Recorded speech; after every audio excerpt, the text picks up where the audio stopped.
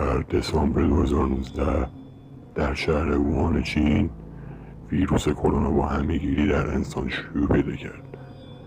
شیوع این ویروس پس از مدت کوتاهی تبدیل به دنیاگیری شد و تمام جهان را نگران کرد و تبدیل به یک بحران بین‌المللی شد. امروزه در ژاپن باکتری عجیبی به اسم باکتری گوشخوار در ژاپن شناخته شده است.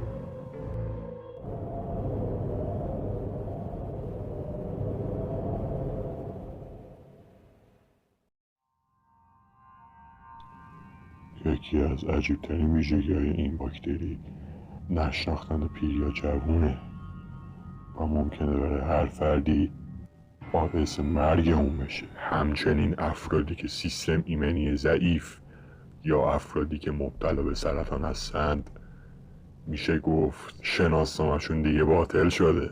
اما سوال اصلی اینجاست که این ویروس خطرناک از کجا نشأت گرفته؟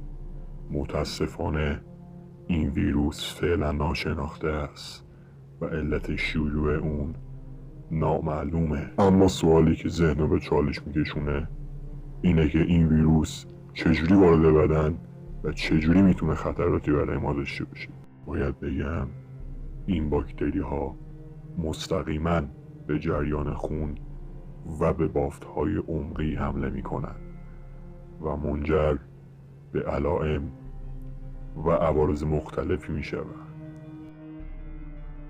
همچنین وزارت بهداشت ژاپن درباره این مسئله بی‌اعتنایی نکرده و اعلام کرده که سفر به این کشور هنوز ایمن است، اما به مسافران هشدار داده که اقدامات احتیاطی از جمله شستن دستها، تمیز کردن زخم‌ها برای جلوگیری از عفونت‌ها انجام دهند. اما ظاهراً اونا هنوز نمیدونن که این ویروس به مدت 48 ساعت مرگ رو به آغوش میگیرن و 30% حتی احتمال مرگ وجود داره.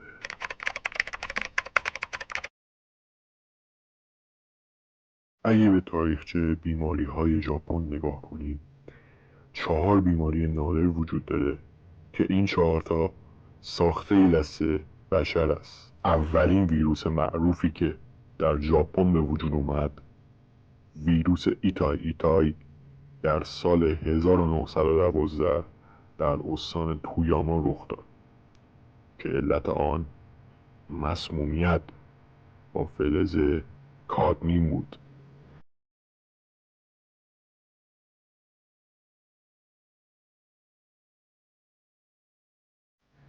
دومین ویروس ساخته دست بشر ویروس میناماتا در استان کوماموتو بود که علت آن مربوط به نوعی جیوه میشد که در سال 1956 گزارش شد.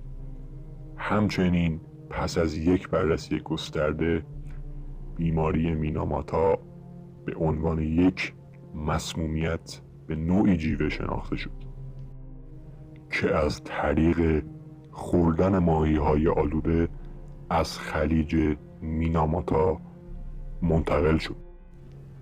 آن نوع از جیوه درون ماهی آلوده به سیستم عصبی مرکزی بیمار آسیب دیده حمله کرده و باعث علائم مختلفی میشد.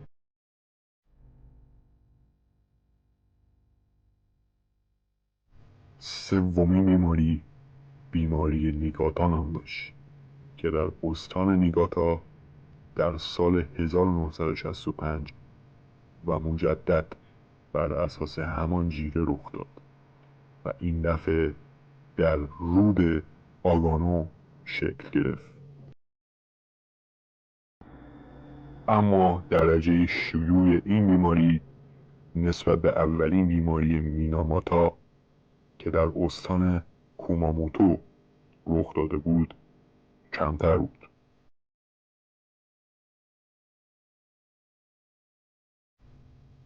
و اما آخرین بیماری در ژاپن بیماری‌ای به اسم آسم یوکایچی در استان نیمه رخ داد که علت آن گوگرد دیوکسید در سال 1961 بود.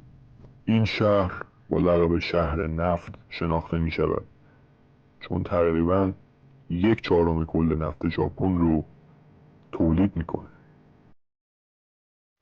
ساخت اولین پالایشگاه نفت در این منطقه برای اولین بار در سال 1955 آغاز شد. پس از ساخت پالایشگاه بسیاری از بیماری‌های تنفسی مانند آسم در داخل شهر و در میان مناطق پدیدار شد. نظر شما چیه؟ آیا این ویروس پیشرفته شده همون ویروس کرونا است یا آیا این ویروس ساخته دست انسان برای هدفهای خاصی ساخته شده؟ اگر نظری دارید در این باره کامنت کنید.